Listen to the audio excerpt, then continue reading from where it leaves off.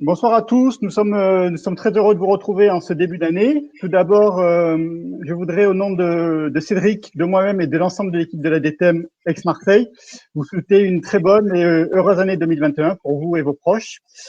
On est content d'attaquer l'année avec un sujet qui nous interpelle et qui nous intéresse. Et on est content de recevoir pour en parler Grégoire Gambato, qui est le CEO de Germinal et qui va nous parler des gros hacking. On va l'appeler sur scène parce que Grégoire est arrivé, oui.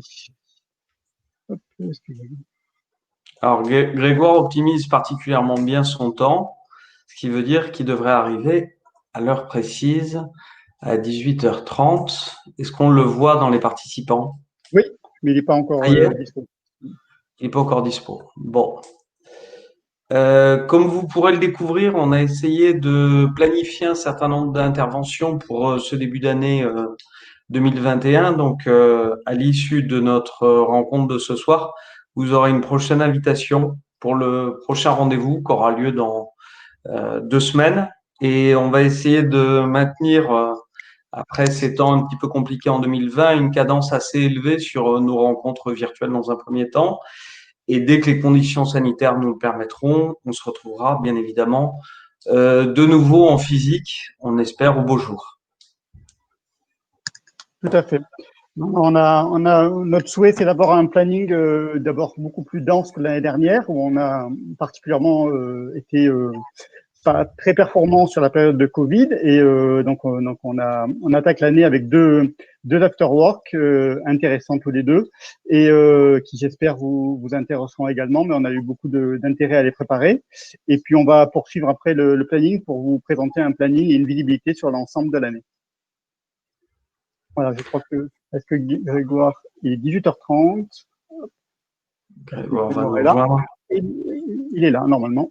Allô? Ouais. Bonsoir Grégoire. Allô, désolé. Bonsoir Grégoire, non parfait, tu es extrêmement performant dans ta ponctualité. En termes de timing, là, ouais, faire mieux, c'était compliqué là. Dites-moi si vous m'entendez mal de ce que je dis tout à l'heure, je changerai de connexion internet, normalement ça devrait aller. Bonsoir à tous ceux qui sont déjà là aussi. Ça a l'air d'être parfait, hein. De notre C'est côté, bon. on t'entend très bien. Parfait. Hop. Alors, Grégoire, on a voulu t'inviter pour deux raisons.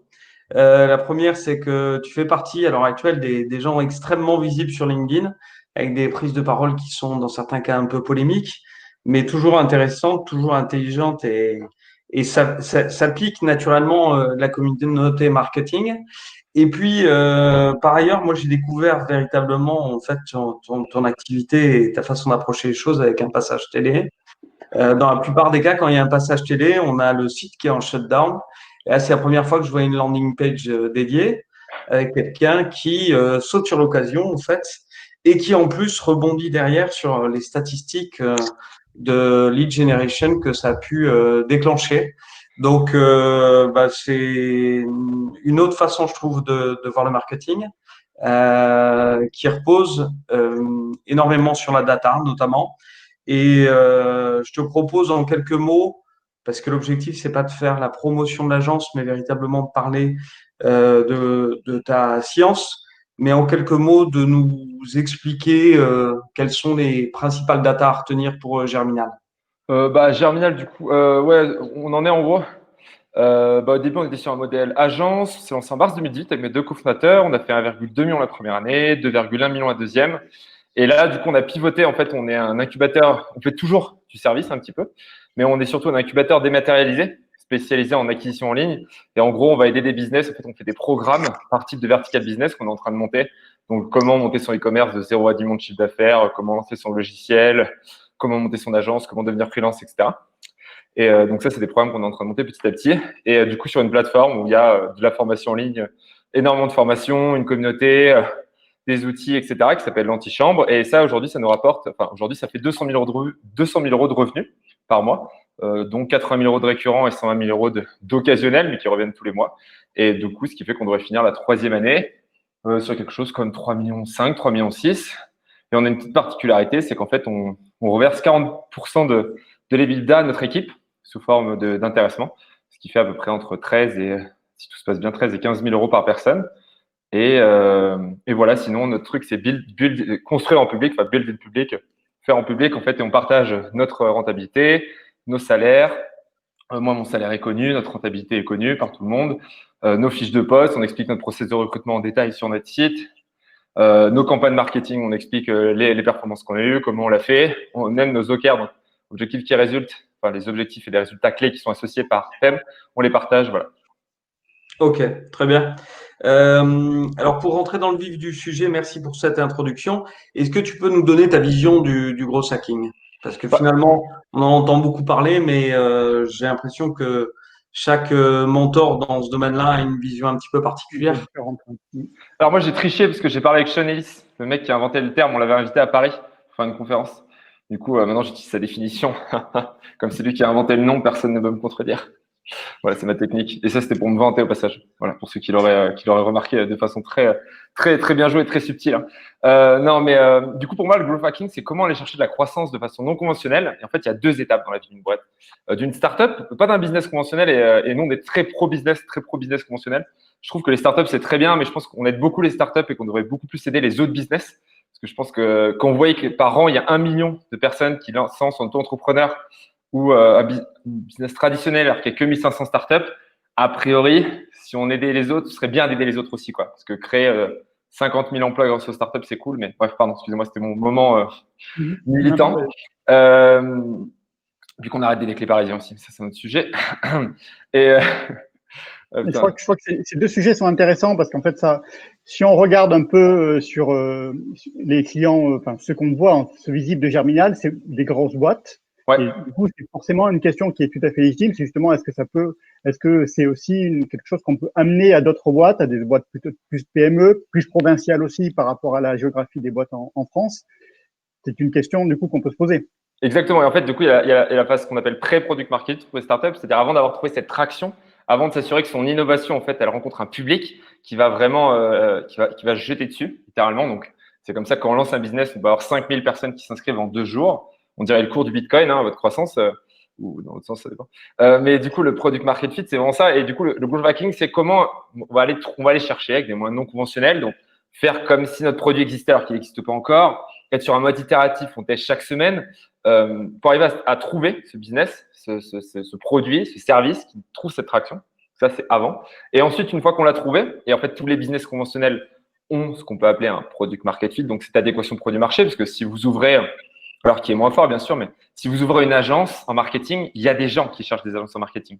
Alors qu'une startup, on peut créer un produit qui n'intéresse absolument personne. Dans ma première boîte, j'ai eu 0 utilisateur. Je veux dire, c'est quand même une performance.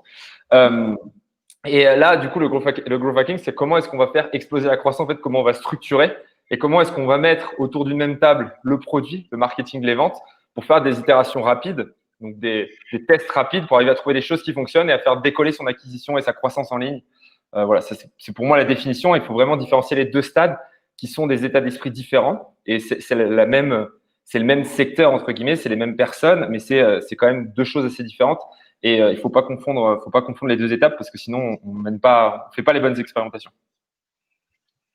Et du coup, ça s'applique dans ce deuxième cas, ça s'applique très bien aux grands groupes et aux PME. Comme je vous disais, au début, on est vraiment sur du fake it, utile make it, on cherche le product market fit, on est un peu des pirates et tout au tout début, on fait des choses qui ne passent pas à l'échelle, on dit qu'ils ne scale pas. Et ensuite, on est plutôt sur des logiques, on va aller tester des nouveaux canaux d'acquisition, des nouvelles cibles, faire des choses plus classiques qui sont beaucoup moins pirates, qui sont aussi un peu plus sur le long terme. On a des résultats qui sont un peu plus longs à arriver. Enfin, quand je dis plus long, c'est 2 semaines, 3 semaines. Hein. C'est au lieu de savoir au bout de 2 jours. Oui, c'est long. Mais voilà, en tout cas, pour moi, c'est ça le growth hacking et du coup, c'est utile pour les PME. Et nous, d'ailleurs, nos plus grands succès, je vous le dis, ce que j'appelle moi des diamants bruts, c'est des PME qui en fait sont dans des secteurs vieillissants, mais c'est des boîtes qui ont un très bon produit, qui ont une bonne équipe, qui ont une très grosse expertise, mais qui en fait sont jamais à la conquête de leur marché. Et en fait, elles réussissent parce qu'elles ont un excellent produit et elles ont peu de concurrents. Et le jour où on va à la conquête du marché, enfin, ça n'a aucun sens. Je veux dire, on est là genre, et nos plus gros succès, c'est avec des PME entre guillemets. Tu as des exemples à nous donner, justement? Par exemple, comment il s'appelle? Ecolotrans, qui fait de la livraison écologique du dernier kilomètre avec des véhicules électriques.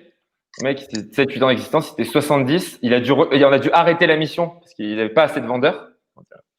Ou encore une autre mission, on faisait des antibiogrammes qui en fait permettaient pour les laboratoires de faire des analyses en 8-6 heures au lieu de 24 heures. Pareil, secteur.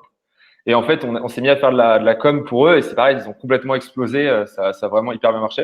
Donc voilà, c'est des business beaucoup plus traditionnels, beaucoup moins visibles. On a fait pareil pour un assureur qui faisait de l'assurance de Malucé. On a eu des super bons résultats. SOS Malus. Voilà, c'est des business pas visibles, pas sexy, mais qui en fait sont sur une niche, qui ont un produit, une techno, et qui en fait pourraient être des startups, mais juste on les appelle pas comme ça, quoi. Est-ce que tu tires un enseignement, en fait, un point commun entre toutes ces différentes entreprises? Tu dis finalement, elles étaient présentes depuis un certain nombre d'années. Est-ce que c'est l'élément primordial? Pour certaines boîtes, ça peut ne pas fonctionner ou c'est qu'une histoire de méthode? Pour moi, c'est le growth hacking, c'est un formidable catalyseur, accélérateur. Mais un catalyseur, c'est quelque chose qui accélère la réaction chimique. S'il n'y a pas de réaction au départ, ça marche pas. Et ça a été mon erreur. Moi, je pensais que le growth hacking, mec, en fait, s'il n'y a pas de réaction chimique, il faut faire du growth hacking pré-product market fit, c'est-à-dire pré-adéquation marché. Il faut chercher le bon produit. Et on a des boîtes qui viennent nous voir avec en fait, des produits qui n'intéressent plus personne et qui veulent qu'on fasse réaccélérer leur croissance. Mais en fait, quand vous êtes en déclin, on va redresser un peu la barre, vous voyez ce que je veux dire? Mais en fait, il y a de moins en moins de réactifs et le catalyseur joue de moins en moins son rôle. Du coup, si vous êtes une boîte qui a une réaction chimique, mais qui en fait, et ce que j'appelle, c'est les boîtes qui réussissent en dépit de leur, excusez, ces anciennes boîtes qui ont des produits qui en fait sont des pépites, mais qui sont pas diffusés. La réaction, on l'a fait exploser. Quand on est sur une boîte qui en fait est quasiment morte, et en fait de l'extérieur, c'est deux boîtes qui peuvent avoir la même tête. Une boîte qui a un produit que plus personne n'utilise, alors qu'on a une boîte qu'en fait qui a un très bon produit, mais très peu de personnes sont au courant. Répandu. De l'extérieur, c'est le même chiffre d'affaires, c'est les mêmes équipes, c'est la même gueule le site, sauf que dans un cas, on va faire une réaction de catalyseur, ça va exploser. Dans l'autre cas, il va rien se passer. Et dans le cas où il se passe rien, il faut repasser en pré-product market fit, il faut retester, il faut retrouver un nouveau positionnement, un nouveau produit pour ensuite redécoller. Voilà, c'est ça, moi, le rapport que je vois, et c'est l'erreur que j'ai faite jusqu'à maintenant. Et j'avais pas cette vision de catalyseur et je me disais, on va juste accélérer la pente. Et en fait, j'avais pas compris que dans certains cas, on n'accélérait rien du tout, en fait. Ouais. Petite parenthèse, en fait, tout le monde peut poser les questions au fil de l'eau. On essaiera de les poser au fur et à mesure que vous les posez. Les poser dans le chat si vous voulez, et puis on peut faire le porte-parole si vous préférez, c'est comme vous voulez. N'hésitez pas. Ok, donc des cas de réussite, tu nous en as cité 3. On voit beaucoup de grands groupes. Est-ce que chez les grands groupes, il y a la capacité à mettre cette culture en place? Est-ce que c'est un viol? Comment vous arrivez finalement? Parce que j'imagine que chez L'Oréal, ça doit twister quand vous dites… Chez L'Oréal, ça marche hyper bien. Parce que Ouais. chez L'Oréal, on avait Lubomira Rocher derrière nous, donc la responsable de la transformation du groupe, que j'ai rencontrée. D'ailleurs, je me suis toujours pas remis. Je me suis retrouvé dans son bureau. J'ai fait, pardon, pour ceux qui connaissent pas Lubomira Rocher, c'est un peu une star dans le digital, alors que moi, je savais pas à quel point elle était famous quand je l'ai rencontrée. C'est après, quand j'ai dit que je l'avais rencontrée, je me suis dit, t'es un fou et tout. J'avais pas compris. Bref. Et du coup, dans ce cas-là, par exemple, on avait la directrice marketing France qui est hyper open derrière nous et en gros, on pouvait tester des trucs et on avait vraiment une liberté, c'était incroyable. Pareil à la Société Générale. D'autres boîtes comme j'adore, mais Schneider Electric par exemple, c'est beaucoup plus long. C'est une boîte industrielle qui s'est construite sur des process qualité très forts pour éviter. C'est pas le même métier. Hein. Quand vous faites une petite erreur en cosmétique, vous avez un truc qui marche moins bien. Quand vous faites une erreur sur des process industriels, voilà. Bref, même si chez L'Oréal, il y a un très haut niveau d'exigence aussi, mais c'est pas le même état d'esprit, c'est pas les mêmes recrutements. Et en termes de culture, en effet, le growth avec certaines boîtes, ça marche pas. Et Schneider Electric, on a eu beaucoup de mal. Alors, avec certaines équipes, ça a très bien marché. Une équipe où ça a très bien marché à Grenoble notamment. Et deux autres équipes, on n'a même jamais réussi à lancer. On n'a jamais lancé les expérimentations. Donc, est-ce que tu peux partager ce sur quoi vous bossiez avec Schneider, par exemple, si c'est pas confidentiel? Alors, Schneider, à un moment, par exemple, on avait fait des posts, on devait promouvoir pour eux un de leurs podcasts, qui est hyper important parce que c'est un nouveau moyen de communication. On n'a jamais réussi à le lancer. On n'a jamais réussi à avoir l'accès au compte LinkedIn. Ok. Ça, c'était une équipe qui était…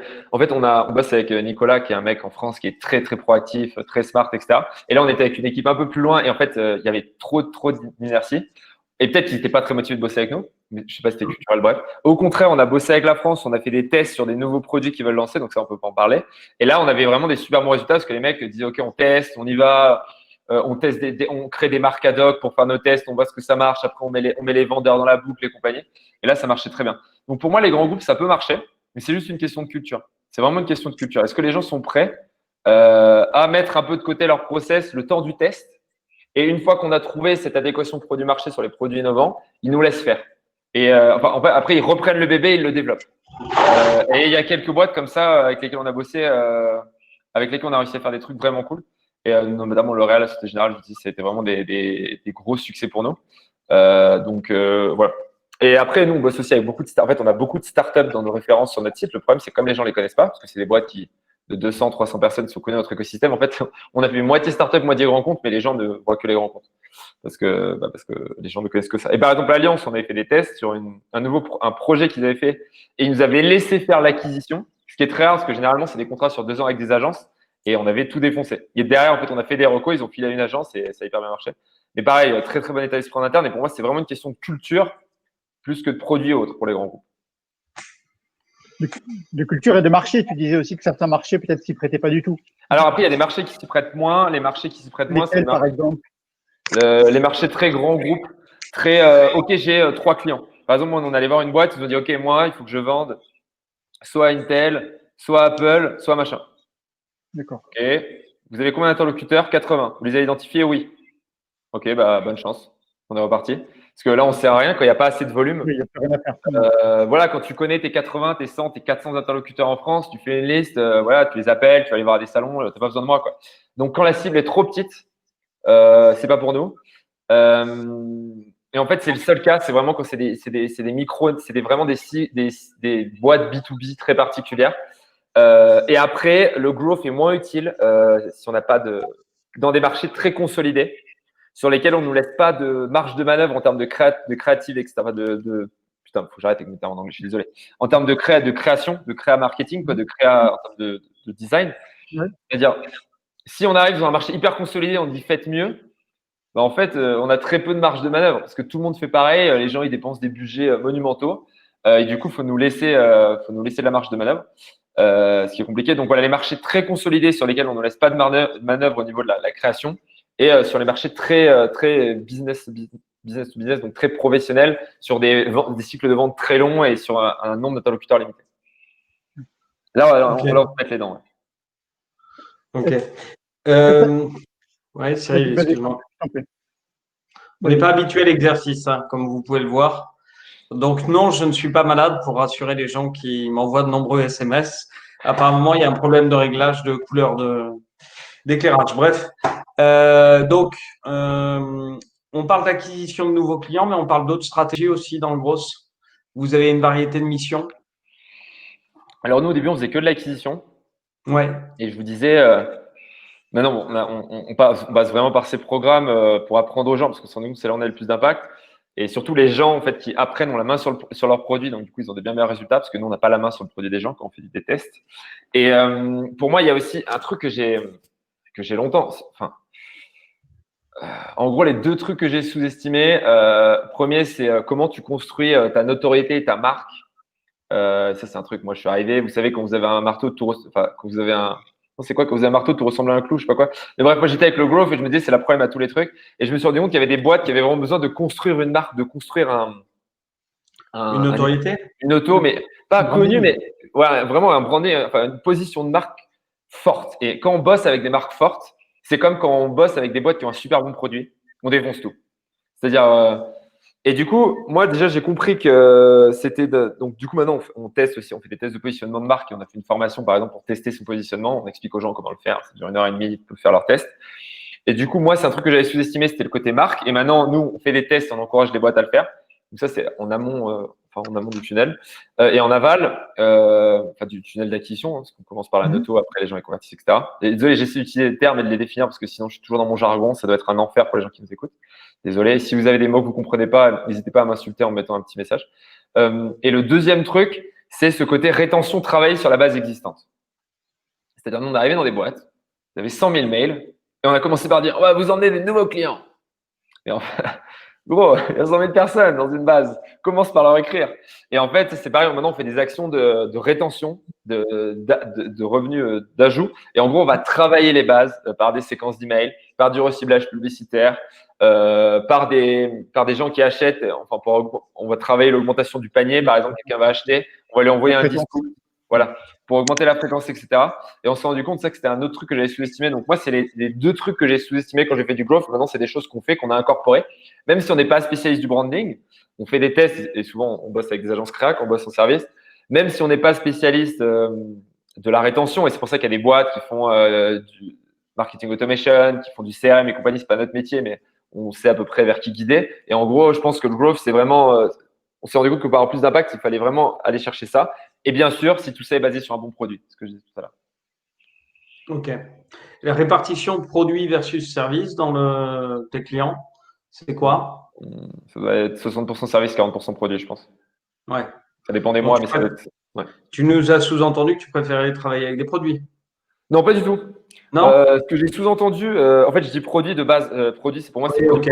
ok, ça va. Non, désolé. D'ailleurs, tout à l'heure, j'ai dit produit market fit, je dis produit slash service market fit, parce qu'il y a des Ouais, services. ouais. Par contre, ce qui est vrai, c'est que souvent en service, on va avoir une moins grosse traction sur un service, Ouais. mais on aura moins zéro résultat. Comment dire? Genre, D'accord. en gros, un service, l'échelle de réussite, c'est de 1 à 10, alors qu'un produit, c'est de 0 à 1000, quoi. Parce que, et du coup, quand ça marche, le produit, c'est génial parce que la croissance, ça peut être exponentielle parce que ça passe à l'échelle, alors qu'un service, les gens, ils doivent recruter, ils n'ont pas le temps, il faut qu'ils achètent du matériel, il faut qu'ils recrutent des gens, etc. Donc, d'ailleurs, c'est pour ça que chez Terminal, on essaie de passer sur un concept de produit, parce qu'on se rend compte qu'on peut avoir plus d'impact. Mais non, il y a des très, très beaux trucs qu'on fait en service et je kiffe bosser avec des boîtes de service. D'accord. Quand elles ont un bon service, quoi. Quand elles ont un service qui répond à un besoin, qui est bien positionné. Et d'ailleurs, je ne sais pas si vous connaissez, par exemple, un exemple que j'adore, c'est Kimono, Kymono. Je suis en train de taper le nom tout seul sur Google alors que je partage pas mon écran. Je vais peut-être vous partager en 2 secondes pour ceux qui ne connaissent pas, parce que je pense que ça vaut le coup. Hop, Kimono. Vous voyez mon écran? Oui. Hop, Ouais. tac, Kimono. Mince. Excusez-moi. Hop. Talatatatam. Et en fait, ça, c'est une boîte qui fait des vêtements personnalisés pour les startups. Et en fait, honnêtement, il y a plein de boîtes qui font des vêtements personnalisés. Et c'est du service. Enfin, ils ont en gros, ils achètent à des grossistes et après, juste, ils brodent. Enfin, je veux dire, c'est pas.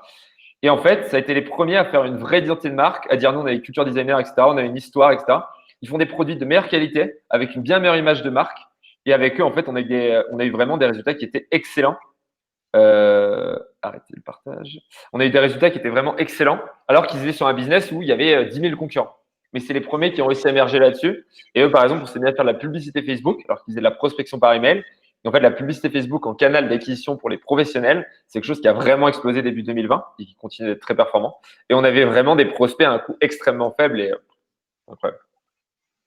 Est-ce que justement, pour peut-être rentrer en détail sur certains cas, est-ce qu'il y a des cas que tu peux nous expliciter peut-être plus en détail, s'ils ne sont pas des cas soit anciens, soit non confidentiels? Parce que c'est une des questions d'ailleurs qui apparaît sur le chat, c'est d'avoir un exemple concret de ce que tu fais en termes de gros hacking. Par exemple, je vais vous dire ce qu'on fait pour nous, comme ça je peux vous donner les chiffres, etc. Bien sûr. C'est ce qu'on fait pour nos clients aussi. Je veux dire, ce qu'on fait pour nous, on le teste sur nous souvent, on le teste sur nos clients, c'est mais dans ce sens-là. Et en gros, par exemple, en B2B, nous, ce qu'on a fait, c'est pour nos campagnes. Donc, on a fait pour l'antichambre, en gros, on a fait des pages, donc des landing pages, des pages de conversion spécialisées qu'en fait, on a tourné autour de chaque formateur. Donc, en fait, chaque formateur a une page où on raconte son histoire. Et en fait, on s'est dit, nous, on vend de la formation, mais on va pas vendre une formation, on va vendre un formateur. Et c'est différent par rapport à tous nos concurrents, donc on s'est positionné comme ça. Et on fait 7 pages. Dessus, on raconte des blagues. Je veux dire, on met des petites anecdotes un peu gênantes sur les formateurs, etc., pour vraiment créer quelque chose de cool. Ensuite, on a eu deux méthodes au tout début. C'est on a fait la publicité Facebook et ça a vraiment cartonné. Et en gros, on teste à peu près entre 5 et 10 créas, donc 5 et 10 créations visuelles, pub, sur lesquelles on fait pareil, on a de la punchline, on envoie du trafic, on essaie de vendre. Ensuite, on a fait l'influence LinkedIn, on a fait des posts LinkedIn. En fait, on a une stratégie, on fait des posts LinkedIn contenu contre commentaire, c'est-à-dire on fait un post LinkedIn, on dit aux gens, j'ai fait une formation par email sur l'acquisition en ligne, sur le growth hacking. Commentez si vous voulez le contenu. Du coup, les gens commentent, du coup, ça nous fait remonter dans l'algorithme. Du coup, les gens après nous donnent leur email, ça nous fait une base de 2000, 3000 emails. On envoie la formation sur 14 jours, donc tous les jours, ils reçoivent un email qui leur explique des choses. Et le 5e, le 12e et le 14e jour, on essaie de leur vendre la formation en disant, si tu veux aller plus loin, achète cette formation. Et une fois qu'on a fait ça, ensuite, on a mis en place une stratégie de webinar.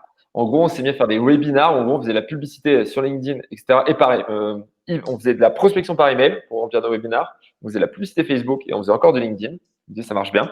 On disait toujours contenu contre commentaire. Vous laissez tes webinars commenter. On mettait les gens, donc ça nous permettait de faire grossir notre base mail et ensuite de vendre à la fin du webinar en donnant un code promo. Et ensuite, toute cette base mail, on la retravaille en envoyant des ressources toutes les semaines et une newsletter sur 4. Donc, un email sur 4 qu'on envoie à notre base. On fait de la vente avec des discounts de moins 50 à moins 75% avec un nombre de places limité et une durée limitée à 2 jours. Et ça nous permet de faire des lancements qui nous rapportent entre 60 et 90 000 euros en général, qu'on fait une fois par mois. Voilà, donc c'était pour expliquer une méthode globale. Je ne sais pas si c'était assez détaillé, mais… Très bien. Est-ce que ça prend pas sur ton activité de conseil, en fait, l'antichambre? Alors, l'antichambre, maintenant, c'est 2 tiers de notre chiffre d'affaires et d'ici 6 mois, ce sera 4/5. D'accord. Aujourd'hui, le conseil, c'est 115 000 euros par mois et l'antichambre, c'est entre 200 et 250 000. D'accord. Et Donc, en fait, c'est un petit peu comme pour la méthode des chercheurs d'or, il vaut mieux vendre des tamis, quoi. Alors, c'est pas une attaque, hein. Je non, me suis non, inscrit à l'antichambre. non, Donc, c'est pas une. Non, mais c'est une bonne. En fait, c'est une bonne remarque que je fais souvent. Et en fait, je me suis rendu compte qu'on vendait un peu plus que des pelles. C'est-à-dire, quand on vendait des formations seules, on vendait des pelles. Clairement, parce que. Mais là, en fait, nous, ce qu'on veut faire maintenant, et avoir notre logique d'incubateur, c'est de faire des batchs, donc des programmes. En fait, on va mettre les gens en compétition les uns avec les autres. Et chaque mois, on montrera les meilleures métriques. Et en gros, le but, c'est de créer une émulation et une communauté. Et en fait, à la fois, on vend des pelles, mais à la fois, on crée un bar où les gens peuvent discuter, et à la fois, on crée une école pour permettre aux gens de mieux comprendre ce qu'ils font Bien et de sûr. mieux pouvoir leur truc. Et au début, on vendait des pelles, et c'est ce qui me gênait quand on vendait que de la formation. Pour moi, la formation, je dis, les gens, ils regardent la formation, mais ils passent pas à l'action. Et ça me frustrait parce que j'avais des gens qui me disaient, écoute, gros, j'ai regardé ta formation, mais j'ai pas eu le temps de l'appliquer. Je me disais, mais il y a même des gens qui regardent pas, genre 15%, 20% des gens regardent pas la formation qu'ils ont achetée. Je me disais, ça me fait un peu chier quand même. Donc, j'aimerais bien passer de vendeur de pelle à le mec qui tient le village, quoi, et qui apporte tous les services, etc. Où le mec se dit, waouh, c'est cool. Donc, mais oui, je suis d'accord. Mais nous, par contre, ce qu'on fait, c'est qu'on envoie des gens à la mine et qu'en fait, dans notre pôle opération, on bosse pour des clients, mais on lance aussi nous-mêmes nos propres business. Donc voilà, on va lancer une newsletter payante, on va lancer une business de formation dans l'immobilier avec un partenaire, etc. En fait, on lance nous-mêmes nos propres business, on documente et ça nous permet de faire des cours pour l'antichambre. Donc, on envoie aussi des gens dans la mine pour être sûr que nos pelles, elles marchent bien, quoi. Ok. Voilà. Mais oui, à la fin, on vend des pelles. Ouais. Mais bon, on espère que c'est les meilleures pelles et on espère qu'on vend le meilleur matos et que les gens qui utilisent nos pelles ont plus de chances de réussir que les gens qui ont acheté les autres pelles. Voilà. Il y a Emmanuel Champeau qui pose la question suivante. Le mail est encore un outil pertinent et efficace. Quentin, Je pensais que tout le monde était full côté mail. non, le mail, c'est un truc de malade. Hein. Comment dire? Le mail, quand tu as un bon positionnement, quand tu as trouvé une traction, quand même, soit tu as un produit innovant avec un produit pratique, soit tu as un bon positionnement, tu es un peu connu, ça cartonne. Et qu'il est bien écrit. En fait, l'email, c'est quelque chose qui est saturé, mais qui marche toujours.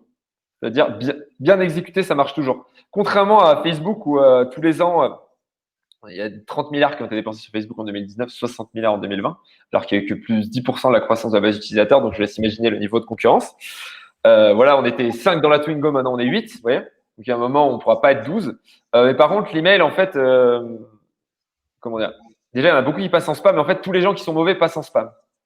Donc, du coup, en fait, les gens qui arrivent à avoir des bons taux d'ouverture avec les bons mots-clés, en fait, comment expliquer? En fait, ta boîte mail n'est pas si saturée que ça parce que si les gens n'ont pas des grosses performances sur leur campagne, ils n'arrivent pas en boîte de réception principale. Et en fait, il y a beaucoup d'appelés et peu d'élus. Et du coup, si tu arrives à faire partie des gens qui arrivent en boîte de réception principale, tu peux avoir des bons résultats. Contrairement à LinkedIn où tu peux complètement te faire spammer et ils sont en train de mettre en place un système de spam sur les messages LinkedIn. Pour moi, la prospection par email, ça reste le top canal d'acquisition en B2B pour moi. Ok. Et nos newsletters, je ne sais pas si vous vous rendez compte, quand vous envoyez une newsletter qui apporte de la valeur, qui est personnelle, qui est bien écrite, mais il y a des e-commerce qui font 60% de leurs ventes grâce à leurs emails. Nous, Germinal, on fait 40% de notre vente de formation grâce à nos emails. L'email est quelque chose d'extrêmement puissant. C'est un lien direct qu'aucun algorithme ne peut enlever. Mais il faut que tu crées ce lien. Et c'est ça qui est compliqué. Et ça demande beaucoup plus de travail que de créer du lien dans une publicité Facebook. Vous avez tendance à recommander d'ailleurs de partir sur des séquences de 4 emails sur des cold emails. Ouais. Et puis après à dire au revoir. Est-ce que c'est quelque chose qui est valable partout ou sur une niche, il faut essayer de rester le plus longtemps possible, quitte à réduire la cadence? Moi, quand je fais de la prospection froide, 4 emails, 4-5 emails maximum. Par contre, quand je fais de la newsletter, j'envoie un email par semaine jusqu'à la fin des temps, quoi. Donc, quand la personne est dans ta base, c'est jusqu'à la fin des temps. Et quand la personne t'est en froid, tu lui envoies 4 emails et tu attends un an avant de leur envoyer, quoi, ou 6 mois. C'est ça pour Ok. moi, parce que là, tu peux énerver les gens. Tu peux avoir des gens qui te mettent en spam et ça tourne mal. Ouais. Voilà, moi, c'est ma logique. En tout cas, après, il y a autant de. Enfin, les conseils que je donne ne sont pas absolus, mais en tout cas, je pense que c'est des bonnes pratiques. Ouais. C'est un constat qui reste valable en B2C comme en B2B? Totalement. En B2C, en B2C, tu peux faire des top perfs. Mais par contre, pas en prospection à froid, parce que c'est interdit et ça ne fonctionne pas très bien. Alors, je connais des boîtes qui font des trucs, bref, vous achetez des bases, en fait, c'est pas vous achetez, vous louez une base où les gens opt-in et vous leur envoyez un email. Bon. Il y a des boîtes qui arrivent à faire 5% de leur chiffre d'affaires avec ça, mais je connais aucune boîte qui a décollé grâce à ça, ou alors pas à ma connaissance, c'est possible qu'il y en ait. Hein. S'il y en a dans le chat, manifestez-vous. Mais en tout cas, en B2C, par contre, les emails pour vendre votre produit, ce que fait Asphalt, par exemple, une marque de vêtements pour hommes qui est hyper cool, ça marche extrêmement bien. Et pour moi, l'email, franchement, l'email, c'est vraiment l'art du copywriting, l'art de bien écrire. Et quand on écrit bien, c'est comme un bon vendeur. Honnêtement, un bon vendeur, vous n'avez pas l'impression qu'il vous vend un truc. En fait, vous êtes là, il répond à votre besoin, vous êtes au resto, il est sympa, il fait des blagues, ou pas des blagues, j'en sais rien, mais je vous parle, moi, je me suis déjà fait vendre des trucs, c'était la meilleure expérience de ma vie. Et en fait, un bon copywriter, un mec qui envoie des bons emails, c'est pareil. Quand vous avez un vendeur qui arrive avec sa mallette, qui pue l'alcool, qui vient de fumer et qui vous dit ah, alors tu m'achètes mon truc et qui vous saoule et vous dites non, non, non, il reste accroché à votre jambe, bah, c'est comme quand un mec vous envoie des emails tout pourris. C'est pas agréable. Et en fait, vous pouvez transformer ça en expérience incroyable. Et l'art d'écrire, le copywriting, c'est l'art de vendre à l'écrit, même s'il y a quelques petites différences. Et si vous considérez ça comme un art, vous pourrez aller extrêmement loin. Et le problème aujourd'hui, des gens qui envoient des emails, l'important, c'est pas ce qui est écrit, l'important, c'est de l'envoyer. Moi, je me demande qui c'est bon, j'envoie la newsletter. Ah, mais je leur dis, mais est-ce qu'elle est ouf, ta newsletter? Est-ce que ton mail, il est ouf? Non, mais je l'ai envoyé, il faut que j'en envoie un par semaine. Vous voyez ce que je veux dire? Et ils ne travaillent pas Oui, ça. oui. Oui, et puis je crois qu'on constate tous assez fréquemment que la qualité des emails est encore loin d'être Optimisé. top. Et d'ailleurs, ce qui marche en ce moment, c'est les newsletters payantes. En petit business, en petite boîte que vous pouvez lancer sur le côté le soir si vous êtes salarié pour gagner votre vie. Lancer des newsletters payantes, c'est un truc qui est en train d'exploser aux États-Unis et qui arrive en France. Et je connais déjà des gens qui gagnent 100, 150 000 euros par an avec leur. Voilà, c'est un peu plus qu'un petit business sur le côté. Après, il y a les charges. Hein. Mais voilà, qui arrivent à faire 100, 154 revenus récurrents par an avec leur newsletter. Et nous, on va en lancer une pour voir ce que ça donne. Pour tester, pour ensuite lancer un cours sur. En gros, comment gagner 2 000 euros par mois avec sa newsletter payante. Ok, très bien. D'autres questions peut-être? Je ne sais pas si dans la salle, il y a des questions aussi. Ouais, il y en a quelques-unes là. Je regarde. Mais il y a question, il y a Emmanuel. Ouais. En B2C, c'est ce qu'on vient de dire. Le mail est aussi puissant que LinkedIn, si je comprends bien. Alors, en gros, le mail, alors, il y a deux choses sur LinkedIn. LinkedIn, il y a l'influence LinkedIn, devenir influenceur. Moi, l'année dernière, j'ai explosé sur LinkedIn. Hein, j'ai fait, si on enlève un énorme post qui a complètement buzzé que j'ai fait en 2019, qui a fait 2 millions de portées, mais qui était un peu un accident, entre guillemets. J'ai fait 700 000 de portées en 2019 et j'ai fait 17 millions ou 18 millions en 2020. Et en gros, l'influence LinkedIn, bah, c'est la puissance de l'influenceur, mais qui vend à des pros. En gros, j'ai 55 000 abonnés. Quand vous avez 55 000 abonnés sur Instagram, vous faites un lancement, vous vendez 4 000 euros de produits parce que vous avez un panier moyen à 15 euros. Quand vous avez 55 000 abonnés sur LinkedIn, vous avez des entreprises en face de vous. Donc, le panier moyen, c'est pas 15 euros, c'est 400 ou 250. Du coup, ce qui fait que j'arrive à faire 25, 30 000 euros de vente sur des bons posts. Un mauvais post fait 10 000 euros de vente. Et du coup, LinkedIn, pour ta boîte, quand tu es influenceur, ça te donne une énorme notoriété, ça donne énormément de leads. Ça te permet de diffuser tes webinars, ça te permet de diffuser tes leads magnets, donc tes aimants à prospects, donc ton livre blanc, etc. Donc, c'est extrêmement puissant quand on se construit une communauté. Par contre, la prospection sur LinkedIn en mode j'ajoute des gens que je ne connais pas, il y a eu des limitations par LinkedIn et pour moi, c'est moins puissant que l'email. Par contre, ce qui est puissant, c'est multipoint de contact. C'est-à-dire, tu vas envoyer un email, tu vas ajouter la personne sur LinkedIn, tu vas lui envoyer un message et nous-mêmes, on envoie des lettres postales à la fin. Ou on envoie une lettre postale et ensuite on envoie un email pour demander à la personne si elle a reçu notre lettre postale. On se marre bien. Et sur certaines, ça marche très bien sur certains types de cibles. Et en tout cas, c'est à tester. Et en tout cas, oui, dans une stratégie de multipoint de contact, c'est cool. Mais en tout cas, LinkedIn, si vous devez y passer du temps, passez plutôt du temps à faire des posts, à commenter des posts Et moi, par exemple, je vais vous montrer un exemple assez drôle, ce qui m'est arrivé aujourd'hui.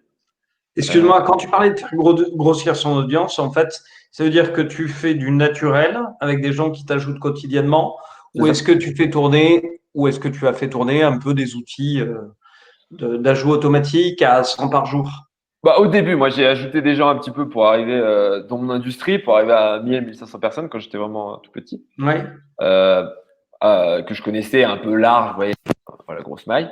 Après, je me suis mis à faire des posts. En fait, ce que j'ai fait, c'est qu'au début, j'ajoute tous les gens qui commentaient mes posts et qui les likaient, je les ajoutais. d'accord. Et du coup, ça permet d'ajouter des gens qui sont qualifiés et en parallèle, j'ajoutais des gens qui étaient intéressants pour moi. Et ce que je faisais, c'est qu'en fait, j'envoyais une sorte de newsletter à mes contacts. En gros, les gens, quand ils étaient dans mes contacts, ils recevaient un message de ma part toutes les 4 à 5 semaines. Et du coup, alors j'ai arrêté de le faire parce que maintenant j'ai 50 ou 100 messages par jour. Donc, si je fais ça en plus, j'ai envie de me suicider. Mais au début, ça m'a permis de créer des contacts avec ma base. Et du coup, j'ai plein de gens qui me répondent en disant ah, putain, c'est plaisir, j'ai vu tes posts et compagnie. Et du coup, ça, plus répondre aux commentaires, plus ajouter les gens qu'on connaît déjà et quelques personnes qui peuvent être intéressées par notre contenu, ça permet de faire grossir sa communauté plus vite, surtout au début où on rame un peu, quoi. Et après qu'on est arrivé à un certain, vous savez, ce qu'on dit avec le succès, c'est qu'un ballon qui explose, on le voit gonfler, mais on ne sait jamais quand il va éclater. Et quand ça éclate vraiment, là, vous arrêtez toutes ces automatisations parce que déjà, vous en avez déjà beaucoup trop et vous continuez à faire des posts de façon régulière. Ok. Et juste pour vous montrer un truc marrant qu'un mec a fait sur LinkedIn. Typiquement, tac. Typiquement, donc en termes de poste, moi, ce que je fais, c'est que je parle de mon entreprise et que je parle. En fait, j'essaie d'apporter de l'apprentissage, etc. Bon, il y a différents types de postes, on va pas revenir dessus, mais on en parle. On a une petite formation LinkedIn là-dessus. J'ai fait Je ce vois poste-là. ouais, excuse-moi, je vois le logo Sales Navigator. Ouais, Vous avez l'air de le promouvoir dans vos formations. Moi, j'ai vu un gros inconvénient, c'est que ça faisait quand même un flux dissocié de ton LinkedIn traditionnel. C'est-à-dire que quand tu arrêtes l'option, tous les flux d'échange sont morts. Est-ce que ça, c'est quelque chose dont tu tiens compte? Pas du tout. Il faut le garder à vie. moi, c'est navigateur, je le garde parce que je veux pas être gêné quand j'envoie des messages à des gens que je connais pas, en fait. D'accord. Et j'ai tellement un énorme volume de messages, même moi, ça m'est arrivé de me faire bannir parce que je répondais à trop de messages, en fait, dans ma messagerie. D'accord. OK. Parce que, enfin bref, donc du coup, moi, ça m'évite, ça augmente, en fait, le fait d'avoir Sales Navigator, ça augmente vos limites. Vous pouvez envoyer plus de messages, vous pouvez consulter plus de profils avant d'être bloqué. Et du coup, moi, Ouais. en fait, en utilisant naturellement LinkedIn, j'arrivais à me faire bloquer, quoi. C'est un peu chiant. Et Ouais. ouais, et je disais, il y a un mec qui a fait ça hier sur mon LinkedIn. Vous voyez, j'ai un site du type monbiz-38, donc c'est un faux site, hein. En fait, le mec a acheté le nom de domaine et il a fait une redirection vers son profil LinkedIn. C'est Donc, assez futé, en effet. et en fait, il y a 2000 personnes qui ont cliqué sur ce lien. Du coup, ça lui a fait 2000 visites. Et en fait, ce qu'il a fait qui est très intéressant, c'est qu'il a fait un post pour expliquer ce qu'il avait fait. Et Ouais. du coup, en fait, il a pompé mon audience parce qu'il m'a liké et j'ai répondu genre, tu as liké le hacker parce que ça m'a fait marrer. Du coup, il y a des influenceurs qui ont… Moi, j'ai liké, du coup, il s'est attiré mon audience. Et du coup, en fait, il a fait un retour d'expérience qui lui a très bien marché. S'ils invitaient 3 leads très intéressants, 22 personnes ajoutées au réseau après une petite sélection. 500% d'écoute sur son dernier podcast. Et en plus, en faisant ce post-là, il a encore énormément de visibilité et du coup, ça lui a permis encore de profiter du truc. Ouais, c'était juste pour vous montrer que la puissance du Agile. truc, ouais. Enfin voilà, moi, je mets un URL random et il y a 2000 personnes qui cliquent dessus. Et du coup, si vous avez des influenceurs et que vous commentez et que votre commentaire est top ou que vous arrivez à récupérer à faire un post en parlant de l'influenceur qui est intéressant et compagnie, vous pouvez sur LinkedIn vous retrouver avec 100, 200, 400, 800 visites sur votre profil, etc. Donc au début, quand on est en mode guérilla, ça peut être puissant. OK. On a deux questions. Ouais. Cyril, je ne sais pas si Oui, tu allais les résumer. oui, oui. Une première question, enfin une question d'Éric Pierre en deux temps. Malgré la RGPD, est-ce qu'il existe encore des solutions pour de l'emailing hors opt-in? Et Bah, pas pour du harcèlement, mais dans le cas d'une utilisation raisonnable destinée à se constituer des bases de cliqueurs.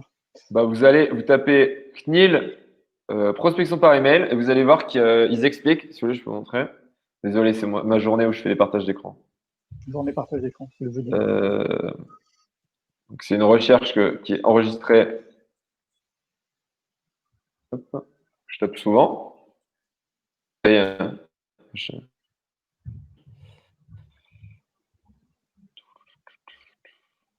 on peut le recharger. Le RGPD impacte-t-il les règles de matière de prospection? Non. Le RGPD ne change pas les règles applicables aux méthodes de prospection, c'est en B2B ou B2C. Donc, ce qui était autorisé avant et interdit avant n'a absolument pas changé. Donc, en fait, si vous faites une prospection par email où les gens, en gros, en B2B, bien sûr, en gros, vous allez écrire aux gens où vous avez récupéré leur email, vous leur dites que vous avez récupéré leur email sur LinkedIn et qu'il y a un lien de désinscription, vous êtes dans une zone grise qui pose pas vraiment de problème. Et pourquoi est-ce que la CNIL a dit que les règles ne changeaient pas? C'est parce que sinon, en fait, il y a des centaines de milliers d'entreprises en France qui auraient pu faire de prospection. En B2B, bien sûr. En B2C, ça a toujours été interdit et la CNIL sévit. Mais pour vous donner un ordre d'idée, on a une startup qui a envoyé 600 cold email. Je crois que c'était donc vraiment en mode sale. Ils ont eu 20 000 euros d'amende. Voilà. Donc déjà 600 000, ils ont forcé. Hein. Parce que nous, quand on fait des campagnes, on envoie, quand c'est quali, vous envoyez 3-4 000 emails par mois, quoi. Quand ça marche bien, vous envoyez 10 000, mais vous envoyez 600 000. Genre, ils en envoient 2 000 par jour. Donc oui, c'est sûr que là, vous risquez d'avoir des soucis. Ouais. Et en tout cas, moi, dans l'écosystème, à part cette boîte, et à mon avis, ils ont fait vraiment du sale, je connais aucune boîte qui s'est fait sanctionner. Et en tout cas, et si vous êtes fait sanctionner, c'est pas au titre du RGPD, c'est au titre du règlement qui existait avant. Et avant le RGPD, je pense pas que les gens faisaient attention à ça. Et en fait, le RGPD n'a rien changé. Le RGPD a changé d'autres choses, par contre, en effet, auxquelles il faut faire attention sur les cookies, sur les données que vous récoltez, etc. Mais sur les bases de données que vous gardez. Mais là-dessus, non. Et nous, ce qu'on fait, c'est qu'on fait des cols d'email et qu'ensuite, on supprime les bases. Voilà. Et est-ce que tu aurais, alors j'ai eu des questions en off qui me parlaient un peu de méthodologie. Est-ce que tu aurais un guide méthodo pour à l'usage des jeunes gros hackers qui veulent se lancer une démarche avec des balises où tu nous parlais d'avantages produits, de positionnement dans un premier temps déjà? Tu fais du growth pour ta boîte ou toi, tu veux progresser en growth à titre perso? Non, tu fais du gros pour ta boîte.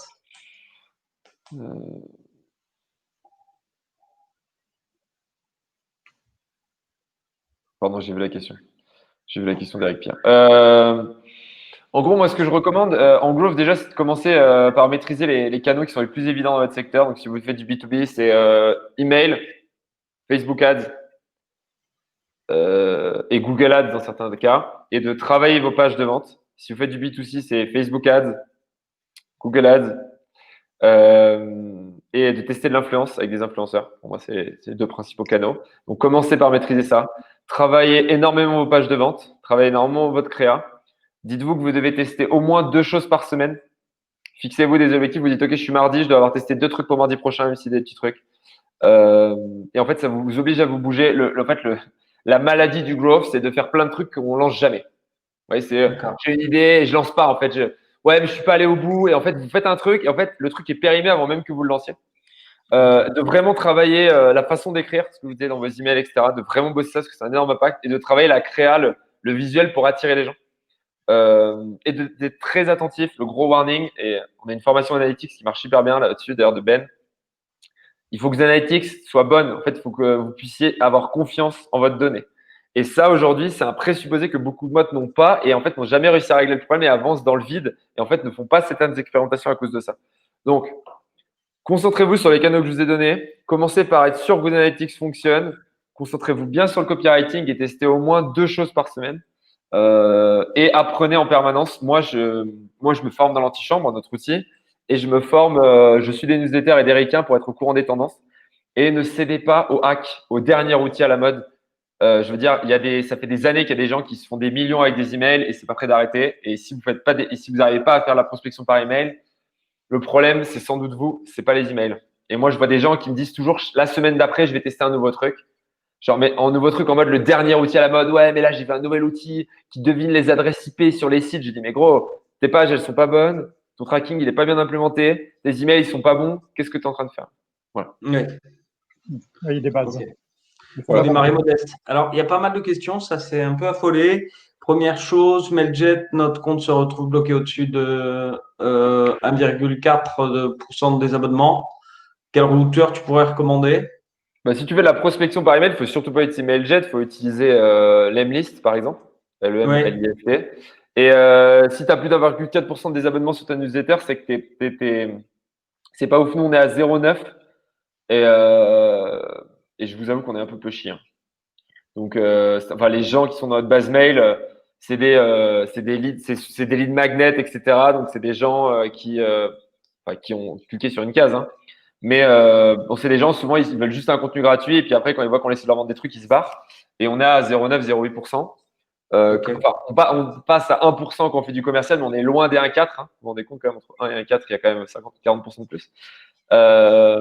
Sur 20 000 emails, ça ferait beaucoup. Et voilà, il faut utiliser des outils spécialisés, donc Lemlist, etc. Question, un budget raisonnable pertinent sur LinkedIn. Pour LinkedIn, campagne SMS. En publicité, je suppose, Sabrina. Ouais. Moi, je dirais 0 parce que c'est de la merde, les publicités LinkedIn. Voilà. Pour moi, la publicité LinkedIn, c'est le dernier canal à utiliser, sauf si tu vends un produit qui… désolé, je suis sans filtre. Hein, Bon, Sabrina. C'est bien, faut être cash, c'est bien. On est dessus LinkedIn, c'est pour ça que ça me faisait marrer. Je me disais, ils sont peut-être dans l'audience, ça peut être drôle. Sauf si tu vends un profil, sauf si tu vends un truc sur LinkedIn, genre un outil pour scraper LinkedIn ou un outil pour une boîte de réception LinkedIn. Là, ça peut marcher. Ou si tu t'es Gymlib, la seule boîte que je connais qui a fait un truc qui marchait.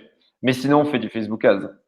Franchement, C'est moi, quoi la seule boîte qui fonctionnait, excuse-moi, avec les pubs? Gymlib. Et d'ailleurs, ils ont fait une étude de cas avec eux. Et moi, c'est la seule boîte dont j'ai entendu parler qui a marché. Fais de l'organique sur LinkedIn. Fais de la prospection si tu as envie. Fais surtout de l'organique. Passe du temps à faire de l'organique parce que tu peux avoir des gros résultats. Fais de la publicité Facebook si tu fais du B2B. Et nous, si tu veux vraiment un montant, faut au moins dépenser 800-900 euros parce que les clics, ils sont tellement chers. Les Oui, c'est clics, extrêmement cher sur LinkedIn. moi, on s'est fait des délires. On a monté jusqu'à 17 euros sur des clics sur LinkedIn. Enfin, voilà, allez sur LinkedIn, vous avez un clic à 3 euros, vous êtes content. Sur Facebook, il est à 50 centimes. Donc, et la qualité, elle est pas si éloignée. Donc, nous, LinkedIn Ads, c'est une expérimentation qu'on a testée pendant longtemps. On a dû dépenser 4 ou 500 000 euros sur LinkedIn quand même. Et c'est un truc qu'on a complètement dépriorisé. Ouais, je suis désolé. Par contre, en organique, c'est bénef hein, quand ça marche. Hein. Ouais, Facebook, même pour du B2B, ouais. It works. On a une question de Pépin qui est restée en stand-by. Il me semble avoir vu des commentaires de votre part sur des posts LinkedIn mettant en évidence des posts d'engagement. Avez-vous un avis sur l'utilisation de ces outils permettant de détourner quelque part les algorithmes des différents réseaux sociaux? Alors, les pods, en fait, pour ceux qui ne connaissent pas, c'est des outils où, en gros, vous allez vous connecter, vous allez donner l'accès à votre compte LinkedIn à un pod, et en fait, à chaque fois que quelqu'un de ce pod fait un post, vous allez automatiquement liker ou commenter son post. Vous, sans pouvoir contrôler votre compte. Et en fait, ça a très, très bien marché parce qu'au début, l'algorithme de LinkedIn ne le remarquait pas. Et du coup, vous aviez 400-500 likes et votre post démonte. Et il y a des influenceurs qui se sont créés comme ça. Et puis un jour, LinkedIn a remarqué, ils ont shutdown ça et ils ont ban tous les gens qui avaient des boîtes comme ça, ils les ont interdits de LinkedIn. Bon, a priori à vie, hein, parce que j'ai un pote qui arrive toujours pas à revenir. Ça fait 1 an qu'il a vendu sa boîte quand même. Et du coup, le problème, c'est qu'en fait, ça marche pas très bien. Tu peux être dans des groupes d'engagement, donc des WhatsApp avec des gens où tu vas liker et commenter en manuel. Ça marche. Un petit peu parce que c'est une action manuelle, donc c'est pas détecté par. Mais il faut que les gens commentent et passent un peu du temps sur ton post parce que sur LinkedIn, ce qui est important, c'est de passer du temps sur le post. Maintenant, de plus en plus, le dwell time, on appelle ça, donc le temps passé sur le post et pas juste l'interaction. Putain de temps, il pouvait y avoir énormément d'interactions par des bots, ça comptait autant que des êtres humains. Maintenant, c'est le temps passé. Et quelqu'un qui va commenter, lire les commentaires passe beaucoup plus de temps qu'un bot qui vient et qui repart. Je pense que ça paraît assez logique. Du coup, moi, j'ai jamais utilisé d'outils comme ça. Je pense qu'en fait, tu peux l'utiliser comme un boost au début si tu as envie. Par contre, mets-toi dans une communauté d'engagement. Moi, j'ai une petite communauté LinkedIn, on est une cinquantaine. On se like les posts les uns des autres. Et je sais que ça aide d'avoir 15-20 likes au début. Puis ça enlève un peu cette peur d'avoir un post avec 2 likes qu'on peut avoir. Donc voilà, faites ça dans votre communauté. Mais moi, je suis contre les pods. Ok. Tu parles beaucoup de Facebook Ads. Est-ce que ça veut dire que pour toi, les autres réseaux sociaux sont moins performants? Enfin, je pense à Instagram, TikTok. Alors, quand je dis Facebook, c'est Facebook, Instagram, WhatsApp, c'est toute la régie. Hein, Facebook Ads. Oui, c'est Ouais. l'environnement. Et leur truc natif. En fait, Facebook est la plateforme qui ce qu'on appelle les audiences blanches, donc les audiences centre d'intérêt, les audiences lookalike, c'est-à-dire où en fait les audiences similaires, où vous allez donner une base de données, les visiteurs de votre site, votre base mail, etc. Il va vous trouver des 350 000 personnes qui ont des centres d'intérêt similaires.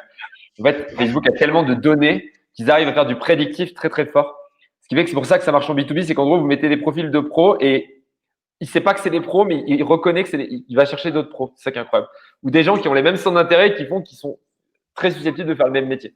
Donc, c'est là où ils sont très forts Facebook. Aujourd'hui, c'est les meilleurs de très loin. Sur les autres registres, c'est moins cher, il y a plus d'opportunités, beaucoup moins de concurrence, mais l'algo est beaucoup moins puissant. Ce qui fait que vous êtes plutôt contraint de faire des centres d'intérêt, etc. Et du coup, ça marche ou ça marche pas, quoi. Mais je veux dire, Facebook, il va aller chercher, s'il y a quelqu'un qui est intéressé par votre business, c'est limite l'algo qui va le chercher à votre place. Facebook, leur objectif à terme, c'est que vous arrivez, vous faites une campagne avec des photos, vous leur donnez des photos et des textes et ça vous sort des leads, quoi. Vous voyez ce que je veux dire? Alors que les autres plateformes, il faut faire le bon ciblage, faut pas, enfin, Facebook, c'est aussi compliqué sur les ciblages, mais c'est devenu moins compliqué ces derniers temps. Plus compliqué sur la créa et sur la structure. Bon, bref, je ne vais pas entrer dans les détails. Mais du coup, Facebook, voilà, un algorithme très, très fort. Et les autres régies, par contre, quand ça marche, ça cartonne. Et par exemple, les dropshippers, les gens qui font de la vente, vous savez, qui en fait prennent des produits en Chine et vous les revendent, mais sans stock. Donc, en gros, ils n'ont pas de stock et c'est directement la personne, le producteur en Chine qui vous livre. Voilà. Et il y a des gens qui font ça bien, qui sourcent des produits des usines, et puis il y a des gens qui font ça avec AliExpress comme des grosses salles. Et en fait, après, si vous avez un problème, ils vous répondent plus jamais, ils disent que c'est pas leur problème. Ça, c'est ce qu'on appelle de l'escroquerie. Mais du moins, ça fonctionne. Et maintenant, Facebook, c'est hyper dur de créer des comptes parce qu'ils bloquent les comptes à la masse. Ils arrivent à détecter si des comptes font des pubs qui sont pas bonnes, etc. Ils sont très, très violents et du coup, les gens vont sur Snapchat et font de très bons résultats. Mais par exemple, voilà, TikTok, les métriques que vous avez sur TikTok en pub par rapport à Facebook, mais ça a des années-lumière. Mais par contre, c'est beaucoup moins cher, c'est beaucoup mieux, mais en fait, en gros, Facebook, c'est la régie sûre, quoi. C'est le gars sûr de l'équipe, quoi. Alors que les autres, c'est des trucs, c'est des champs à découvrir. Donc voilà, vous êtes dans l'Ouest américain. Vous êtes avec votre Colt et vous priez pour pas vous faire dégommer par un zombie. Par un zombie, un bison. Excusez-moi. Minecraft. Vous avez compris. Ouais, exactement. On va dire que c'est du verlan. Pas du tout. Je rate trop de. Et voilà. Donc, c'est mon avis. Donc, il y a beaucoup plus d'opportunités sur les plateformes, mais c'est plus dur d'aller les choper. Alors que sur Facebook, si vous suivez la bonne formation, les bonnes guidelines et compagnie, vous serez rentable. Sur les autres plateformes, vous serez peut-être pas du tout rentable. Et par contre, quand vous avez plus de potentiel vers le haut, je pense, et c'est plus difficile, il faut mieux comprendre les codes. Nous, par exemple, Pinterest, on a fait plein de campagnes, on n'a jamais eu de résultats. Facebook, maintenant qu'on a le savoir-faire, c'est bien documenté, c'est très, très rare qu'on se trouve sur Facebook. Très, très rare. Il y a une question d'Emmanuel qui finalement va reposer la question du gros hacking parce que elle dit bon, il me semble que tu parles surtout d'achat Facebook Ads, Google Ads, mais est-ce que tu as un contenu qui est bien fait, efficace et peut-être natif, naturel, organique, qui viendrait démontrer un peu un système autre? En fait, c'est acheter des clics, mais si tu achètes, faire du Google Ads en 2007 en assurance, tu payais 8 centimes ton lead. C'est du growth. Hein. C'était le premier. Le growth hacking, c'est le non conventionnel. C'est ce que les autres ne font pas. Donc, sur Facebook, si tu veux être bon, il faut être non conventionnel dans le copywriting, il faut être non conventionnel dans la créa, il faut être non conventionnel dans la structure de ton compte. Et en fait, ce qui est non conventionnel devient très vite conventionnel. Donc, nous, là, ce que je vous dis, c'est soyez bons sur les basiques parce qu'en fait, les opportunités, vous n'allez pas les détecter. En fait, les opportunités ce que je vous parle là, je vous parle de growth marketing. Mais le growth hacking, c'est quand on devient tellement bon dans un secteur qu'on repère les tendances. Vous voyez. Et par exemple, moi, sur LinkedIn, j'ai repéré une tendance, peut-être pas parce que j'étais bon, parce que ça a mis très longtemps à être repéré, cette tendance. Ça faisait très longtemps qu'elle était là et personne ne la voyait. Donc, même moi qui suis complètement myope, j'ai fini par voir le truc. Et c'est du growth. Je veux dire, j'ai explosé sur LinkedIn, j'ai dépensé 0 en market. Mais quand on a fait du Facebook Ads en B2B, qu'on a été dans les premiers en France à l'exploiter avec Germinal, c'était du growth. Hein. C'est du growth hacking. Personne ne le faisait. Tout le monde disait, mais ça marchera jamais. Donc, c'est ça, repérer. Et que ce soit des ads, que ce soit de l'organique, etc. Le growth hacking, pour moi, c'est sortir des sentiers battus, c'est être bon sur les basiques et arriver à repérer les opportunités pour les saisir. Et après, il y a le growth hacking qu'on te vend dans les formations, je dirais le nom, qui t'explique qu'ils vont te présenter tous les derniers outils à la mode et que tu dépenseras pas 1 euro et qui fera décoller ton business. Je ne connais aucun business qui a décollé avec ça. Aucun. Bien sûr. Parce que même l'envoi postal dont tu parles, il va avoir un coût à 1 euro la lettre et naturellement. Voilà. Et le post LinkedIn, c'est du temps passé. C'est du temps passé. Moi, il y a des gens, je vois des gens qui font des hacks. Ce que je peux vous dire, créer des faux comptes LinkedIn, créer des faux comptes Facebook, ajouter des gens. J'ai créé un process pour créer des faux comptes Facebook. Et ensuite, envoyer-leur des messages automatiques. Et c'est 5 jours de taf pour faire des bots. Tu dépenses 100 euros de pub, tu auras plus d'impact. Je veux dire, pour moi, la publicité, c'est pas anti-growth, c'est juste la façon dont tu l'utilises. Et c'est pareil, tu peux faire une page de vente qui soit innovante parce que dans la façon dont tu vas parler, déjà, faut commencer par faire une bonne page de vente parce qu'il y a plein de gens qui essaient de hacker la page de vente alors qu'en fait, leur page de vente, déjà, elle répond pas à tous les bons, pas à tous les bons critères. Et quand tu as une belle page de vente bien organisée, bien structurée, là, tu peux commencer à te permettre de faire des trucs un peu what the fuck. Et moi, par exemple, mes pages de vente, elles répondent tous les codes des pages de vente, mais je parle à la première personne. Et en gros, je te fais chaude des lignes et je te raconte ma life. Et je sais que c'est des pages hyper growth hacking, entre guillemets, parce que je vais utiliser des biais psychologiques, etc., que les gens n'utilisent pas, mais je commence déjà par faire tous les trucs de base. Et le problème, c'est que moi, je connais des gens qui essaient de hacker le système alors qu'ils n'ont pas encore compris le système. Et on ne peut pas hacker un truc qu'on n'a pas compris. Bien sûr. Désolé, Emmanuel, j'étais un petit peu agressif envers toi. C'était pas du tout, c'était pas contre toi. C'est juste que ça m'arrive régulièrement d'avoir des gens qui viennent me voir en me disant, je pense que le growth hacking c'est ça, et je pense que tu t'es trompé. Et moi, j'avais cette approche au début très hack, et il m'a fallu pas mal de temps pour en revenir, mais j'en suis revenu. Bon, pas de souci. Mince. Bon. Attends, yes, je suis chaud. Tant mieux. Ouais, le contenu. Vous savez pourquoi le contenu? En fait, le problème, c'est que en 2012, faire un site internet, c'était déjà beau, quoi. J'ai avoir une belle landing page et tout. Et la technique est devenue et c'est un truc que moi j'ai vu, j'ai commencé en 2015, je suis un jeuneau, hein. Mais un truc que j'ai vu, en fait, c'est que la technique est devenue une commodité. Faire un bon tracking, avoir une landing page responsive, envoyer des emails, c'est devenu une commodité. Je veux dire, en 2012, quand il fallait faire une landing page, ça se faisait pas en 1 heure et demie sur Webflow. Je veux dire. Et du coup, on a parlé de technique. Mais aujourd'hui, du coup, on revient sur les basiques que sont le contenu. Et en fait, on revient sur des choses qui sont très bien connues dans les industries traditionnelles, qui elles qui ont dû vendre, survivre grâce à ça. Quand tout le monde sait faire une landing page, bah, faut mieux écrire que les autres. Quand tout le monde sait envoyer un email, faut mieux écrire que les autres. Quand tout le monde peut lancer un produit en 3 semaines, bah, il faut être capable de trouver un produit market fit et d'itérer plus vite que les autres. Et du coup, la différenciation, elle se fait de plus en plus sur les tendances que je vous ai données. Et je veux dire, en 2015, le fait de lancer une pub Facebook, c'était incroyable. En 2021, en 2020, le fait de lancer une pub Facebook en B2B, c'était incroyable. Et en 2021, ce qui sera incroyable, c'est de connaître le nouveau format qui fonctionne. Et ce sera sans doute de lancer de la publicité sur TikTok d'ailleurs. Mais voilà. Parce que Facebook devient un truc commun et toutes les boîtes en font. Et d'ailleurs, vous savez comment Mars a décollé? Mars, ils ont décollé. C'est pas un spot radio?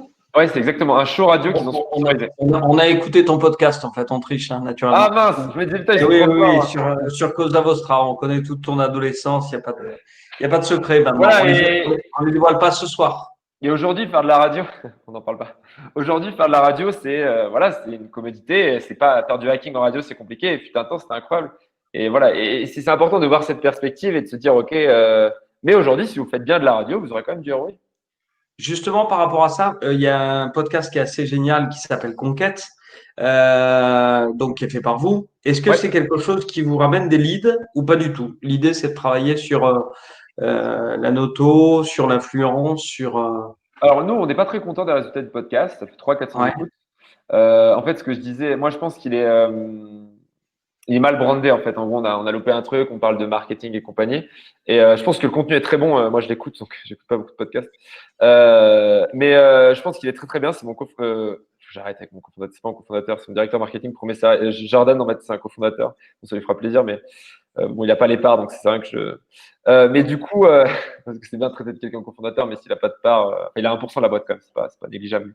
Et du coup, pour nous, c'est pas rentable.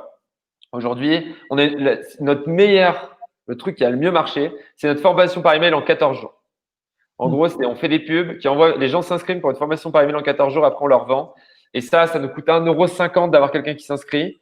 Et c'est là où on a eu le plus de leads, c'est juste incroyable. Parce que les gens, en fait, en 14 jours, on leur montre notre savoir-faire, alors que c'est que du gratuit, ils se disent ça va être incroyable. Et ça, c'est ce qui marche le mieux avec les posts LinkedIn. Le podcast, c'est un truc sur lequel on bosse. Par contre, je suis passé du coup dans Génération Do It Yourself. C'est entre 70 000 et 100 000 écoutes par podcast. Ça a été un raz-de-marée. En termes, alors en fait, c'est un raz-de-marée, mais ce qu'il disait, ça fait une vague et en fait, ça descend tout doucement. En fait, le podcast a beaucoup de profondeur. C'est-à-dire ça fait des effets pendant très longtemps, très très longtemps. Et en fait, j'ai des gens qui me connaissent très bien, alors que moi je les connais pas. Et en fait, j'ai des gens maintenant qui se mettent à parler de moi alors que je les connais pas. Et en fait, parce qu'ils ont été avec moi pendant 3h20. Et du coup, ça nous a peut-être fait 7-8 000 euros de vente, donc c'est pas incroyable. Mais par contre, ça nous a positionnés comme des leaders dans notre secteur pour énormément de gens. Et je pense qu'on va avoir des énormes impacts dans 4, 5, 6, 7 mois. Et moi, je le vois déjà, il y a des gens, ils viennent me voir, ils me disent, bah, je te connais en fait. Et j'ai dû être pas si mauvais que ça dans le podcast. Le premier était pas incroyable. J'étais très content qu'on le refasse parce qu'on l'a fait 2 fois. Et je sais que pour moi, même en termes de marque employeur, ça m'a fait 2000 abonnés sur LinkedIn, ce truc quand même.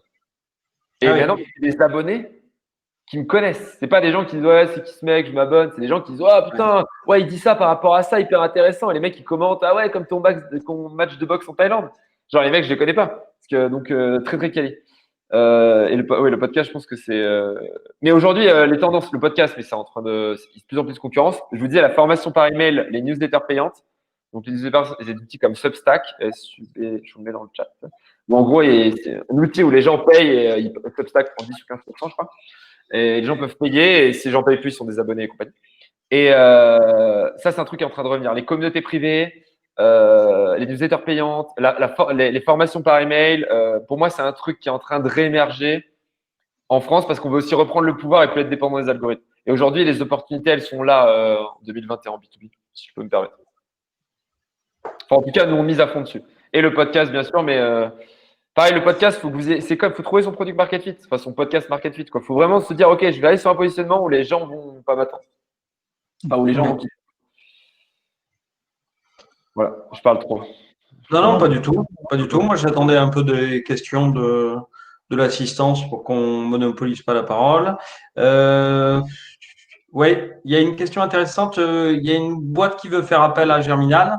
Qu'est-ce que vous proposez? À quel prix? En gros, en mission commando, c'est 4 semaines, c'est 14K. Sinon, on a les accompagnements, et c'est ce que je recommande dans les 80% des cas pour les boîtes qui ont une équipe. C'est en gros, on vous accompagne, en fait, on vous aide à définir ce que vous devez tester. On vous met dans l'antichambre et on vous dit quel cours vous devez regarder. En gros, on vous fait un programme personnalisé. En fait, là, on est en train de faire des tracks pour les entrepreneurs, mais ça, c'est quand vous êtes une boîte, vous avez quelqu'un qui vous fait votre programme. C'est pas juste une track prédéfinie par rapport à votre truc. Et ça coûte 800 euros par mois. Donc, c'est beaucoup plus accessible. Généralement, les gens s'abonnent 3 mois. Alors, on a des boîtes qui s'abonnent après 1 an, 2 ans, c'est n'importe quoi. Les mecs disent, ouais, je vais m'abonner 2 ans. Est-ce que j'ai une réduction? Bon, OK. Apparemment, ils étaient fans. Ça marche très bien. Et après, il y a, vous abonnez en chambre si vous êtes intéressé par les cours et par les programmes, vous voulez vraiment apprendre tout seul. Et là, c'est 400 euros par mois et vous abonnez 2, 3, 4 mois, le temps qu'il vous faut. Et c'est finançable. Du coup, s'il y en a qui ont du CPF, du machin, du truc, vous faites ça, vous avez Cléolia au téléphone et c'est parti, quoi. Et du coup, juste, je vous le dis, s'il y en a qui sont intéressés, vous écrivez à grégoiregerminal.io. Je vous le mets dans le chat et je vous renverrai vers la bonne personne chez moi. Ouais, que ça intéresse. Même si, comme je vous disais, là, le but, c'est de partager. Hein. Si personne ne m'envoie d'email, ne vous inquiétez pas, je ne vous en voudrais pas. C'était cool de partager et de donner un peu de force hors de Paris. C'est mon thème du premier semestre. Je ne fais plus aucune intervention à Paris. Vous êtes tous en remote, c'est ça? Il n'y a plus personne qui bosse dans la boîte? Vous avez on a des bureaux, on ne les a pas rendus parce que c'est cool, on se voit une fois par mois en présentiel une après-midi. Ça nous coûte 3 000 euros parce qu'on sous-loue un petit peu. Donc, je veux dire, et puis ils sont très bien situés et tout. Et en fait, on a 3-4 personnes qui vont encore au bureau, mais j'ai 70% de la boîte qui habite hors de Paris. J'ai même Clara qui est à Dubaï, j'ai Véronique qui est à La Réunion, j'ai 2 personnes à Bordeaux, on est 3 à Grenoble. Voilà, c'est assez what the fuck, ouais. Et on se voit. Philosophie, c'est tout le monde doit être au meeting de 12 heures, de midi. Et ça suppose donc qu'il n'y ait pas trop de décalage horaire. C'est ça. De pouvoir bosser et chacun bosse en totale indépendance. Tu as l'impression que c'est un des éléments clés de succès de Germinal? Non. L'élément de clé succès, c'est qu'on a recruté des gens qui étaient capables de travailler dans ces conditions. Et du coup, les gens qui sont de performer dans ces conditions, c'est des gens qui sont indépendants, qui sont fonceurs, etc. Et en fait, c'est pas ça qui nous a permis de réussir. C'est le jour où on a réussi qu'on a pu faire ça. D'accord. Moi, en fait, je veux dire un truc, c'est du recrutement, mais au début, je me suis dit, si je responsabilise les gens, si je leur donne une super condition de travail, des super primes et tout, ça va marcher. En fait, non. C'est quand vous avez une super équipe, elle va passer de 100 à 120%. Mais si votre équipe, c'est pas la bonne équipe, vous pourrez leur donner tous les avantages du monde, ça marchera pas, en fait. Par contre, quand vous avez une super bonne équipe qui a à la dure, entre guillemets, parce que Germinal, c'était compliqué, c'est vraiment. Et qu'ensuite, vous leur donnez ces avantages-là, là, vous leur faites exploser leur potentiel. Mais c'est pas donner ça qui permet d'exploser le potentiel. C'est l'erreur que j'ai faite. Et pendant 2 ans, on a fait des très bons recrutements, mais on a fait aussi beaucoup de mauvais recrutements. Et c'est ce qui explique qu'on a eu 80% de turnover en un an, ce qui est quand même une performance incroyable. Et, on a des gens qui sont partis à cause du pivot, à cause du télétravail. On a des gens qu'on a dû licencier parce qu'ils n'étaient pas au niveau. Enfin voilà, triste, mais c'était comme ça. Voilà. Mais en gros, voilà, pour moi, ça, c'est une fois que tu as une bonne équipe, tu peux faire ça. Et par contre, ça attire les top talents. On a des gens qu'on n'aurait jamais eu. Mais maintenant qu'on a une top équipe et qu'on a mis ça en place, on a les top talents qui arrivent. Tes clients réagissent bien par rapport à ça? Pardon, Cyril. Non, vas-y. Alors, avant le confinement, ils nous cassaient les cacahuètes. Maintenant, ils sont Ouais. talents. Maintenant, ils trouvent ça cool. Donc, ils voulaient absolument que vous reveniez aux réunions physiques. Ouais, voilà, dans leur exactement. locaux, C'est maintenant. important. Et maintenant, il n'y a plus de soucis. Maintenant, ils sont en mode, ah, mais c'est moderne, c'est génial. Mais alors, putain, au début, c'était en mode, non, mais moi, j'ai besoin qu'on se voit en physique, au moins 3 réunions sur 5, tu vois. J'avais ce genre de débat, quoi. Ouais. Cyril, excuse-moi, je t'ai coupé la parole. Non, il y avait une question d'Arthur Tavares Suarez qui disait on parle de gros hacking de Scrum. Quelle pourrait être la prochaine technique de marketing qui révolutionnera le marché selon toi, selon vous? 3 choses, hein. 1, le copywriting. 2, le copywriting. 3, le copywriting. Les gens qui maîtriseront l'art d'écrire seront les maîtres du monde dans les 5 prochaines années, je pense, en marketing. Nous, on a recruté une copywriteuse à 50K. Elle a 3 ans d'expérience. Et l'impact, il a été instantané sur notre business. Et à un moment, quand tout le monde saura bien écrire, ce sera plein d'éléments différenciants. Mais aujourd'hui, je pense qu'en termes de marketing pur, ça fait la diff. C'est en lead generation, c'est que ça va magnétiser finalement tes prospects ou c'est parce que ça va être très favorable en SEO aussi? Alors le SEO pas tant. Sur les réseaux sociaux, tes posts, ils ont beaucoup plus de portée. Ouais.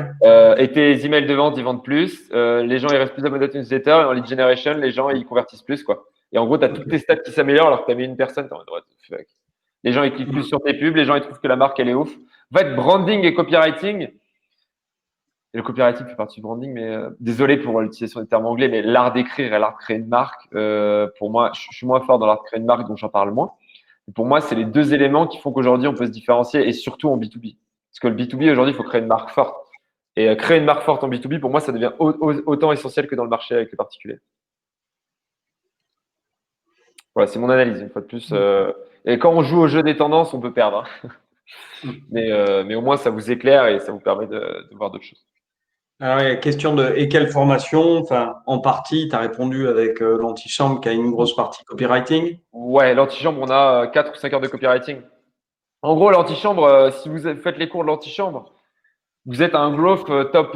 J'aime pas, enfin, je trouve ça ridicule, j'ai plein de concurrents qui disent ça, mais en termes opérationnels, vous êtes des machines de guerre. Genre, vous êtes vraiment des machines de guerre. Moi, j'ai des mecs qui ont suivi ma formation LinkedIn, des mecs qui se sont mis à faire 400 ou 500 000 de portée par mois. Alors après, il y a des gens, ils suivent la formation et ça marche pas. Mais il y a des gens, ça les a fait exploser. Pareil sur Facebook, pareil sur nos formations B2B, etc. On vous donne toutes les bases de façon activable dans une formation pas trop bullshit. Et voilà. En plus, vous vous formez 2 mois et c'est suffisant. Il y a Bruno qu'on va recevoir dans quelques temps qui me disait finalement, il y a des années de ça, Freelansky, il disait bah, il faut sortir les gens de LinkedIn et les emmener sur ton mail et ainsi de suite. Tu partages cette conviction? Ouais, parce que faut pas être à la merci des algos, faut pas être à la merci d'un ban en fait. Et hello Bruno. Mince. Mais non, je suis tout à fait d'accord avec Bruno. Je pense que l'email, c'est la meilleure façon de parler directement à ton audience. Si tu as un bon copywriting et que tu fais 80% d'amour, 20% de vente, c'est-à-dire amour, c'est vraiment donner de façon inconditionnelle de la valeur, même si j'en achète pas. Vendre, c'est assumer de vendre ton produit. Et que tu emmènes les gens vers ta base mail et qu'ensuite tu utilises cette méthode-là, tu peux vraiment tout décaper. Ok.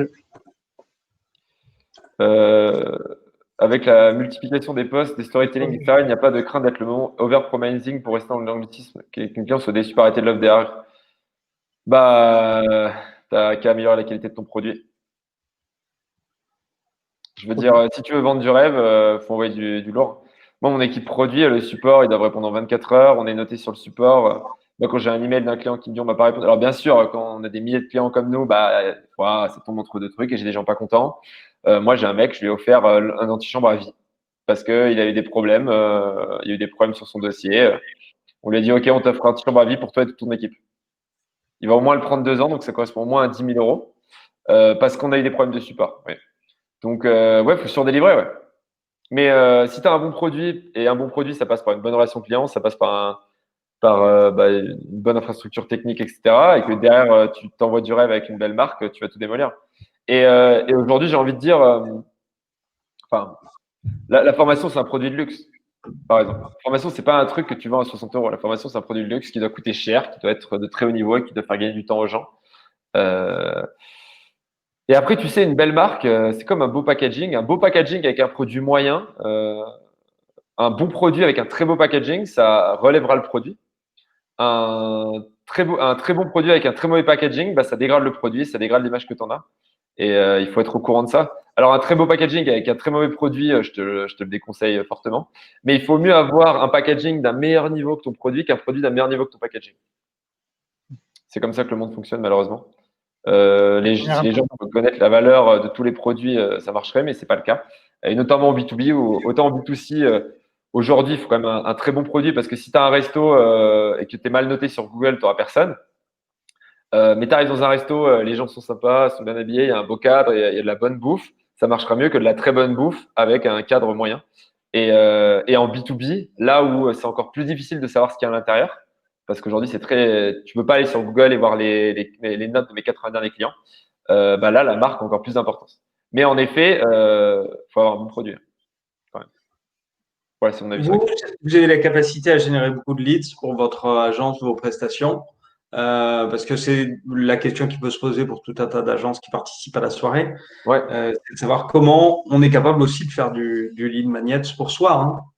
Bah nous, lead magnet pour nous, c'est influence. C'est ce que je vous ai décrit tout à l'heure. C'est des webinars, influence LinkedIn, des formations par email, une newsletter hyper attractive, un podcast, des vidéos YouTube. Et ce qui marche pour nous le mieux, c'est influence LinkedIn et formation par email. Et après, de toute façon, désolé, mais la problématique des agences, c'est un vrai problème. Et on va monter une formation, monter son agence en fait, parce que c'est toujours la même recette qui marche. Et les recettes, elles auront changé dans 6 mois. Mais en fait, quand tu fais ça toute la journée, tu vois. Et là, je vous dis formation par email, influence LinkedIn. Prospection par email si vous avez besoin. Faites attention à avoir une belle marque. Faites attention à avoir un beau copywriting sur votre site. Et déjà, vous ferez des trucs cool. Et si vous êtes peu nombreux, vous dispersez pas. Faites un truc, mais faites-le bien. Ça sert à rien de lancer un podcast, des vidéos YouTube, des machins. Faites un truc où vous avez une appétence. Voyez s'il y a de l'attraction. S'il y a de l'attraction, donnez tout. S'il n'y a pas d'attraction, changez. Et quand vous avez un truc avec de l'attraction, ensuite, vous le poncez jusqu'à ce que ça explose. Je vous disais, le succès, c'est un ballon où on sait quand on le voit gonfler, mais on ne sait jamais quand il éclate. Oui. Ok. Ouais, je suis fatigué là. Désolé. Non. Je pense que s'il n'y a pas d'autres questions, on va peut-être clore. Je regarde, mais je crois qu'il n'y a pas de. Non, ça a l'air ok. Voilà. C'est parfait. On va te remercier, Grégoire, pour le temps et pour tes réponses cash et franches. Merci. Merci à tous. Très bonne soirée. Prenez quelques temps, effectivement, pour répondre au questionnaire satisfaction. Et puis, on vous souhaite à tous une excellente soirée. Merci. Merci. À bientôt. Merci à tous. Merci, Ciao. Grégoire. Au revoir.